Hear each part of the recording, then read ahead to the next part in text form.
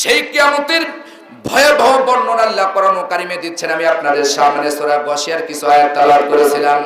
আল্লাহ পাক নবীজিকে বলেন, নবীজি আপনি শুনেন, হাল আতাকা হাদিসুল গাশিয়া, আপনার কাছে কি সেই মহা গ্রাসকারী দিনের কথা, কিয়ামতের সংবাদ কি আপনার কাছে পৌঁছায় নাই নবী? যেদিন উজুহু ইয়াউমাইদিন খাশিয়া, যেদিন কিছু মানুষের চেহারা হবে, মুখমণ্ডল হবে ভীত শঙ্কিত, কালো কুৎসিত, কালো কালো দাগ হবে। জোরে বলেন নাউজুবিল্লাহ। এমন একটা বিপদের সংবাদ আপনার কাছে পৌঁছায় নাই ওগো নবী।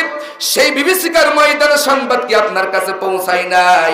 যেদিন খারাপ মানুষের চেহারা হবে অত্যন্ত ভীত শঙ্কিত। আজকে দুনিয়ায় যাদের পটা চামড়া, ওরা যদি বেঈমান অবস্থায় মারা যায়, ওদের চেহারাটা হবে উজুহু ইয়াউমাইদিন খাশিয়া, অত্যন্ত ভীত শঙ্কিত কালো চেহারা কিয়ামতের দিন হবে। জোরে বলেন নাউজুবিল্লাহ। সেদিন ঈমানদারেরা আর কাফেররা আলাদা হয়ে যাবেন। সেদিন ঈমানদারেরা আর কাফেররা তাদের চেহারা দেখে দেখে আলাদা করে দেওয়া হবে। আর কিয়ামতের ময়দানে গায়েবী আওয়াজ আসবে, একটি আওয়াজ আসবে। আল্লাহ সূরা ইয়াসিনের 59 নম্বর আয়াতে কারিমার ভিতরে আল্লাহ বলে দিয়েছে। আমার প্রিয় যুবক ভাইরা, সেই কিয়ামতকে নষ্ট করে দিও না। কিয়ামতের জীবনকে বেকায়দায় পড়বা সেই কাজ করো না। আল্লাহ পাক নবীজিকে বলেন, নবীজি সেই মহা সর্বগ্রাসকারী বিভীষিকার ময়দানের খবর কি আপনার কাছে পৌঁছায় নাই? যেদিন কিছু মানুষের মুখমণ্ডল হবে কুৎসিত, কালো কালো দাগ, বসন্তের দাগ হবে, তারা ক্লান্ত পরিশ্রান্ত থাকবে। তাদেরকে দেখলে মনে হবে এরা খুব ক্লান্ত, খুব পরিশ্রম করে এরা ময়দানে উঠেছে। এদের চেহারা দেখলেই বোঝা যাবে এরা দুনিয়াতে খুব খারাপ কাজ করেছে, অন্যায় কাজ করেছে। এদের চেহারাই বলে দেবে এরা দুনিয়াতে কোরআনের বাধা দিয়েছে, দুয়ার অনুষ্ঠানের বাধা দিয়েছে। চিল্লাই বলেন ঠিক কিনা? আমার প্রিয় স্বরূপপুরবাসী, আর দুষ্টামি করো না। সেই কিয়ামতের কথা শোনো। কিয়ামতের ময়দানে এই দুনিয়াতে যারা আল্লাহরে মানে নাই, নামাজ পড়ে নাই, ইসলাম মানে নাই, আল্লাহর পথে চলে নাই, জিকির আজকার করে নাই, আহারে ফজরের আজান দেয়, নামাজ পড়ে নাই, মসজিদে যাই নাই, এই শীতের রাত্রি আজকে যারা নামাজ পড়ে নাই, কিয়ামতের ময়দানে ওদের চেহারা হবে খুব ক্লান্ত পরিশ্রান্ত। মনে হবে কতকাল খাই নাই, মনে হবে কতকাল খাই নাই। আমিলাতুন নাসিবা, ওরা কষ্ট দুঃখ ভোগী আমলকারী নিয়ে ওরা কিয়ামতের দিন হাজির হবে। আল্লাহ তাআলা গায়বী আওয়াজ দিবেন, ওয়ামতাজুল ইয়াউমা আইয়ুহাল মুজরিমুন।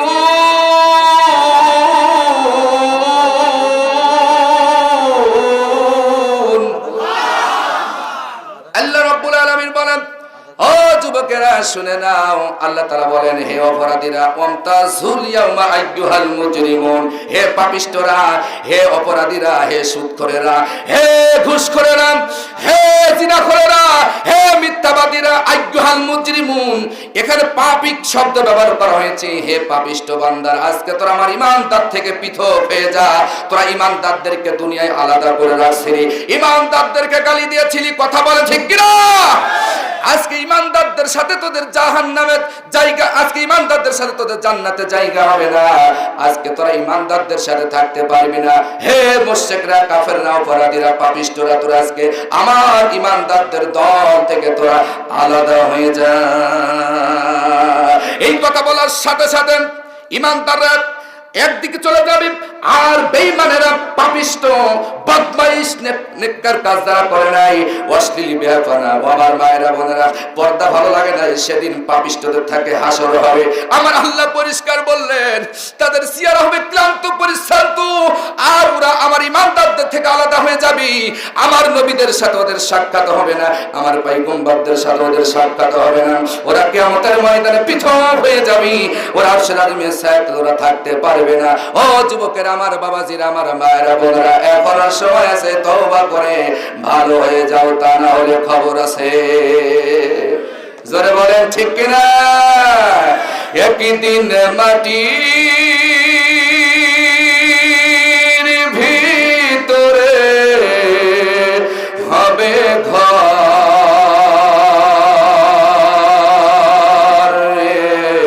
মন আমার কেন কর করো অহংকার রে মন আমার, কেন করো অহংকার। একদিন মাটির ভিতরে হবে ঘর রে মন আমার, কেন করো অহংকার। কি মাটির নিচে ঘর হবে না? হবে না? ওই দেখ, ওই দা শুনু ভাই শুয়ে রয়েছে, কথা বলেন না কে? এত চুলকানি কিসের? চোখের সামনে দেখো, তাকিয়ে দেখো। আমরা ভালো কথা বলি, কবরে মুক্তি পাবার কথা বলি, জান্নাত পাওয়ার কথা বলি, এটা তোমাদের সহ্য হয় না। কিয়ামতের ময়দানে পর্দা পড়ে যাবে, পাপিষ্ঠরা আলাদা হয়ে যাবে, ঈমানদাররা আলাদা হয়ে যাবে। তওবা করো, এখনো সময় আছে, তওবা করে আল্লাহর সেজদা দাও। কঠিন দুঃসময় অপেক্ষা করছে, কঠিন দুঃসময় অপেক্ষা করছে। মনে করেন হুজুররা খালি খালি চিল্লায়, এখানে কথা বললে আপনারা মনে আমার হাজার হাজার টাকা দেবেন নাকি? আমার হক আছে, দায়িত্ব আছে, তাই বলছি। আমার ভাইরা রাগ করেন না, আসেন, এখনো সময় আছে, এখনো সময় আছে। তওবা করে কবরের কথা স্মরণ করেন। প্রাণ পাখি উড়ে যাবে এই পিঞ্জর ছেড়ে,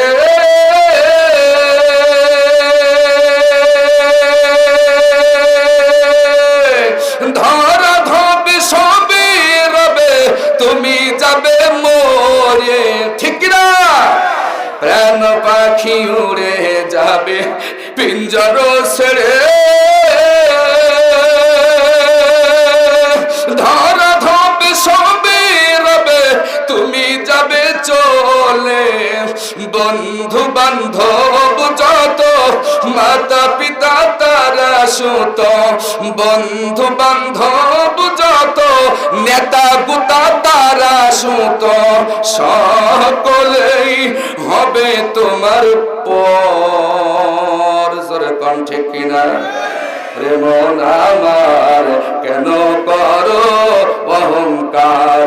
একদিন মাটির ভিতরে হবে ঘর রে মন আমার, কেন করো অহংকার রে মন আমার, কেন করো অহংকার। প্রাণ পাখি দেহ তোমার চরম চর গলে পচে যাবে, শিরার উপশিরা গুলি ছিন্ন ভিন্ন হবে, ঠিক না? দেহ তোমার চরম চর গলে পচে যাবে, শিরার উপশিরা গুলি ছিন্ন ভিন্ন হবে। মন্দ মেরু দ্বন্দ্ব সবই হবে খণ্ড খণ্ড, মন্দ মেরু দ্বন্দ্ব সবই হবে খণ্ড খণ্ড, পড়ে রবে কবরের ভিতর। চিল্লায় বলেন ঠিক, আরো জোরে ঠিক। রে মন আমার, কেন করো অহংকার। একদিন মাটির ভিতরে হবে ঘর রে মন আমার, কেন করো অহংকার রে মন আমার, কেন করো অহংকার। রূপেরই গৌরবে সাজিয়া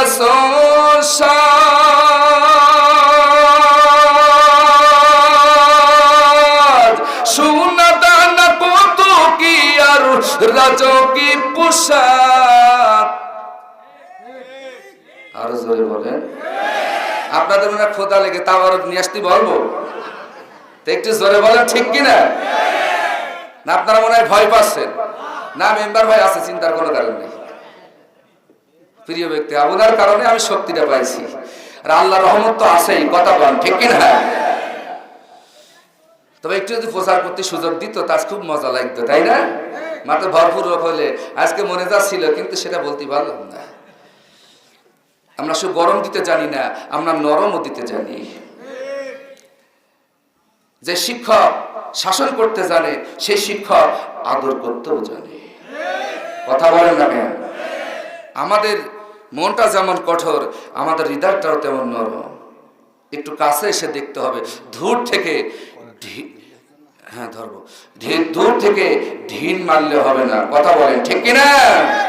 ও মা, রূপের অহংকার করো, রূপের গৌরব করো, কি সাজসজ্জা করে রাস্তাঘাটে নামে, এরকম মেয়ে ছেলে সরপুরি নেই?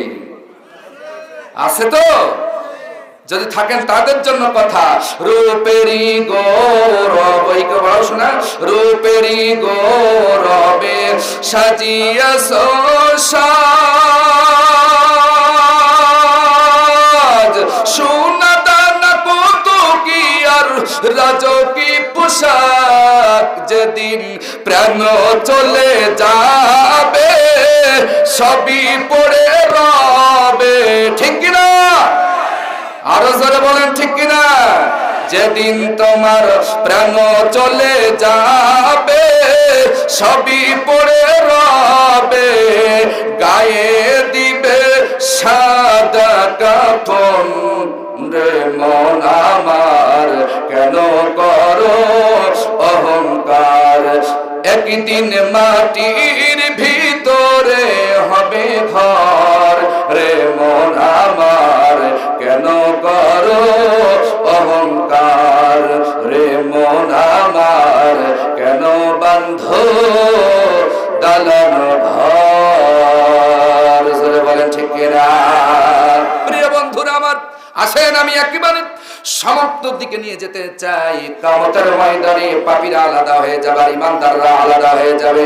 ওদের চেহারা দেখলেই বোঝা যাবে ওরা দুনিয়াতে খারাপ আমল করেছে। আরে হযরত ওমর রাদিয়াল্লাহু তাআলা আনহু বলেন, তিনি যখন খিলাফতের দায়িত্ব পালন করছিলেন, হযরত ওমর রাদিয়াল্লাহু তাআলা আনহু যখন প্রতিনিধিত্ব করছিলেন, যখন তিনি খলিফা ছিলেন, প্রেসিডেন্ট ছিলেন, তিনি তার সাথীদেরকে নিয়ে শাম দেশে রওনা দিলেন। শোনেন, যারা দুঃখ কষ্ট আমল করে দুনিয়াতে, আল্লাহর আইনকে বাদ দিয়ে আল্লাহর আইনকে বাদ দিয়ে দুনিয়ার পথে চলে, আমার আল্লাহ রসুলের সাহাবী দ্বিতীয় খলিফা যে উমরের ওয়াজ আপনারা শুনেছেন, যার সাহস ছিল এত কঠিন যে রসুলের বিরুদ্ধে যে কথা বলেছে তার আর দুনিয়ায় থাকতে দেয় নাই, সেই উমরের কথা বলছি। হযরত উমর রাদিয়াল্লাহু তাআলা আনহু শাম দেশে সফর যাচ্ছিলেন তার সাথীদেরকে নিয়ে। এমন সময় একটা খ্রিস্টান পাদ্রী, খ্রিস্টান আলেম, খ্রিস্টান পাদ্রী হযরত উমর রাদিয়াল্লাহু তাআলা আনহুর পাশ দিয়ে গমন করছিলেন। হযরত উমর রাদিয়াল্লাহু তাআলা আনহু ওই খ্রিস্টান পাদ্রীকে দেখে ক্রন্দন করা শুরু করলেন, কান্নাকাটি শুরু করলেন। এমন ভাবে হযরত উমর রাদিয়াল্লাহু তাআলা আনহু ওই খ্রিস্টান পাদ্রীকে দেখে কান্নাকাটি করলেন, তার চোখ মোবারক দিয়ে দরদর করে পানি পড়ছিলেন। তার সাথীরা জিজ্ঞাসা করলেন, ইয়া আমিরুল মুমিনিন, হে ওমর রাদিয়াল্লাহু তাআলা আনহু, আপনি কেন এই বৃদ্ধকে দেখে আপনি কাঁদেন, কারণটা কি? হযরত উমর বলেন, আমার সাথীরা, এই খ্রিস্টান পাদ্রী তার এই কষ্টে সাধনা যে তিনি করছেন যেই পথে, এটা আল্লাহর পথে তার হয় নাই, তার পরিশ্রমটা এত কঠোর হয়েছে, কিন্তু কষ্ট সে করেছে কিন্তু আল্লাহর পথে সে করতে পারে নাই। দুনিয়ায় কষ্ট করেছে, পরিশ্রম করেছে, কিন্তু আল্লাহর পথে সে করতে পারে নাই, রাসূলের পথে সে করতে পারে নাই। সে দুনিয়ার পরিশ্রম করতে করতে এত ক্লান্ত হয়ে গেছে, তার চেহারাটাও ঠিক নাই, তার কাপড় চোপড়টাও ঠিক নাই। এই জন্য আমি তার এই পরিশ্রম দেখে কাঁদছি, আমার চোখ থেকে অটোমেটিক পানি বেরিয়ে গেল, কারণ এই পরিশ্রম তার কিয়ামতের ময়দানে কোনো কাজে আসবে না। এই জন্য আমি এর চেহারা দেখে আমি কাঁদতেছি। যারা বলেন আল্লাহু আকবার। এই জন্য সব কাজ হবে কার খুশির জন্য? আরো জোরে বলেন, কার খুশির জন্য? সব কাজ হবে আল্লাহর খুশির জন্য। আমার ভাইরা, এই জন্য কষ্ট করলেই কিন্তু হবে না, সেই কষ্টটা কোরআন হাদিসের পথে হওয়া লাগবে, সেই চেষ্টাটা আল্লাহ রসুলের পথে হওয়া লাগবে, সেই কষ্টটা আল্লাহর কোরআনের পথে হওয়া লাগবে, তাহলে কাজে আসবে। আমার ভাইরা, কিয়ামতের ময়দানে ওই সমস্ত পাপী বান্দারা এত বেকায়দায় পড়ে যাবে, আল্লাহর জাহান্নামের ফেরেশতারা তাদেরকে হাঁকায়া হাঁকায়া জাহান্নামে নিয়ে যাবে। আর কোরআন কারীমের ভিতরে পরিষ্কার আলোচনা আল্লাহ পাক করেছেন, যখন ওদেরকে জাহান্নামের দিকে নিয়ে যাওয়া হবে, ওদেরকে জিজ্ঞাসা করা হবে, তোরা জাহান্নামে কেন আসলি? ওরা তখন বলবে, আমরা নামাজ আদায় করি নাই। জোরে বলেন নাউজুবিল্লাহ। এখানে অনেক যুবকেরা আছে নামাজ পড়ে না, আছে না নাই? ও যুবকেরা, আর নামাজ ছেড়ে দিও না, কিয়ামতের ময়দানটা বড় ভয়াবহ হবে। আমার আল্লাহ পাক নবীকে বলেন, নবী গো আপনার কাছে কি সেই দুঃসংবাদ পৌঁছাই নাই? হাল আতাকা হাদিসুল গাশিয়া, সেই সর্বগ্রাসকারী যেদিন কিয়ামত হবে, সব কিছু ধ্বংস হয়ে যাবে, লন্ডভন্ড হয়ে যাবে, একমাত্র স্থির থাকবেন আমার আল্লাহ। জোরে বলেন সুবহানাল্লাহ। তিনি ধ্বংস হবেন না, তিনি থাকবেন স্থির, সব ধ্বংস হয়ে যাবে। আমার যুবক ভাইয়ের জন্য আসেন, আজকে অনুষ্ঠান থেকে আমাদের শিক্ষা নিতে হবে। আর নামাজ ছেড়ে দেব না, আর বেঈমান অবস্থায় থাকবো না, আর মিথ্যা কথা বলবো না, আর শুধু ঘুষ খাবো না, আর আলেমদের বিরোধিতা করবো না, আর দোয়া মাহফিল বন্ধ কেরাম কোনো কর্মসূচি করবো না, গালিগালাজ করবো না, হুমকি ধমকি দেব না। কারণ আপনি যা করছেন সব আমল নামায় রেকর্ড হয়ে আছে। আমার ভাইয়েরা আসেন, আমি একেবারে শেষ প্রান্তে চলে যাচ্ছি, আর লম্বা চওড়া সময় নিতে চাই না বন্ধুরা আমার। আপনারা অনেক ধৈর্যের পরিচয় দিয়েছেন। আমার যুবক ভাইরা, বাবাজিরা আসেন, দোয়া হবে। এই কবরবাসী যারা চলে গেছে, কবরে যারা চলে গেছে, আরে এই মসজিদে প্রায় 4 বছর দায়িত্ব পালন হয়ে যাচ্ছে। কত নামাজি, কত মুসল্লি নিজে হাতে জানাজা দিয়ে কবরে রাখা আসছে। আরে জয় জান্ত জুয়ান মানুষ, আমার জুব্বার ভাই, এই যে দহিবুড় ইমান আলী বলে যাকে আপনারা চেনেন, আরে কত মানুষ চলে গেল, শান্তি গেল, আরে কত মানুষ গেল, আমাদের চোখের সামনে ভুট্টো গেল, জুয়ান জুয়ান মানুষ যাদের মরার বয়স এখনো হয় নাই। ও যুবকেরা, তোমরাও তৈরি হয়ে থাকো, জানি না মালাকুল মাউত কখন এসে যাবে, আর হয়তো শুধরানোর সুযোগ পাওয়া যাবে না। আজকের মাহফিল থেকে যদি তওবা করতে পারো, আমার আল্লাহ তোমাদের জন্য সুসংবাদ জানিয়ে দিলেন, يومئذ ناعمة لسعيها راضية في جنة عالية। জোরে জোরে বলেন আল্লাহু আকবার। ও যুবকেরা, সুসংবাদ নাও। আল্লাহ রাব্বুল আলামিন বলেন, যারা ঈমান নিয়ে চলাফেরা করেছি, যারা নিজের জীবনটাকে শুধরায় নিয়েছি, আল্লাহ রাব্বুল আলামিন বলেন, উজুহু ইয়াউমাইযিন নাঈমা, সেদিন ঈমানদারদের চেহারা হবে আনন্দ উজ্জ্বল, হাস্য উজ্জ্বল। জোরে জোরে বলেন সুবহানাল্লাহ। ঈমানদারদের চেহারা দিয়ে নূরের চমক সৃষ্টি হবে, ঈমানদারদের চেহারা দিয়ে নূরের চমক সৃষ্টি হবে। ও যুবকেরা, সেদিন আর কালা থাকবে না, গিফারিয়ার এরকম কালো থাকবে না। যদি আল্লাহর জান্নাতে যায়, ঈমান নিয়ে যদি মরতে পারে, যারা আমার সামনে বসে আছেন কালো চেহারার মানুষ, ওরা যদি ঈমান নিয়ে মরতে পারেন, আপনারা যদি ঈমান নিয়ে মরতে পারেন, কালো চেহারা থাকবে না। আমার আল্লাহ ঘোষণা করেন, উজুহু ইয়াউমাইযিম মুসফিরা দাহিকাতুম মুস্তাবশিরা। জোরে জোরে বলেন সুবহানাল্লাহ। সেদিন কিছু চেহারা হবে হাস্য উজ্জ্বল, উৎফুল্ল, আনন্দিত হবে, তাদের কর্ম দেখে তারা আনন্দে বাগবাগ হয়ে যাবে। জোরে জোরে বলেন সুবহানাল্লাহ। আরে ও শরীফপুরবাসী, কেমনে আজকে নামাজ ছেড়ে দিলাম? আমার মায়েরা বোনেরা, কেমনে আজকে পর্দা ছেড়ে দিলা? কেমনে আজকে অশ্লীল বেহাপানার দিকে তোমরা চলে গেলা? আর একটু কি আল্লাহর কোরআনের কথা স্মরণ হয় না? হাসরের কথা স্মরণ হয় না? ওই যে কবর, মসজিদের পাশ দিয়ে যাওয়া আসা করো, এই গোরস্থানের কথা কি একবার তোমার স্মরণ হয় না? কেমনে নামাজ ছেড়ে দাও? কেমনে প্রেম প্রীতি ভালোবাসা নিয়ে তোমরা মত্ত হয়ে আছো রে আমার যুবতী বোনেরা, মায়েরা। আর নষ্টামি করে জীবনকে নষ্ট করে দিও না। কবর তোমারে হাত ছানি দিয়ে ডাকতেছে। আখিরাতের ময়দানে ওই কবরে যদি ঈমান নিয়ে যেতে পারো, 5 ওয়াক্ত নামাজ পড়ে যদি কবর যেতে পারো, সেদিন চেহারা হবে আনন্দ উজ্জ্বল, নূরের তাজাল্লি লাগাই দিবেন। ওই সূর্যের চাইতেও ঝকমকে চেহারা আল্লাহ ঈমানদার নরনারীদেরকে আল্লাহ দান করে দিবেন। আওয়াজ তুলে বলেন সুবহানাল্লাহ।